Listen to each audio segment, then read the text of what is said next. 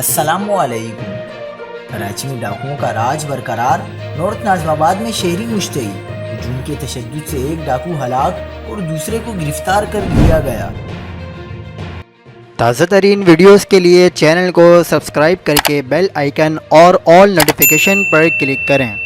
آپ کو بتاتے چلیں کہ تیموریہ تانے کی حدود نارتھ ناظم آباد نادرہ میگا سینٹر کے قریب دو ڈاکو شہری فہد سے لوٹ مار کر رہے تھے کہ اس دوران شاہین فورس کے اہلکار بھی پہنچ گئے، جس کے بعد پولیس اور ڈاکوؤں میں فائرنگ کا تبادلہ ہوا، جس کے نتیجے میں شہری فہد اور شاہین فورس کا اہلکار عریب ڈاکوؤں کی فائرنگ سے زخمی ہو گئے، جبکہ پولیس کی فائرنگ سے دو ڈاکو زخمی ہو گئے، جن میں سے ایک ڈاکو پر عوام نے شدید تشدد کیا، جس سے وہ اسپتال پہنچ کر دم توڑ گیا۔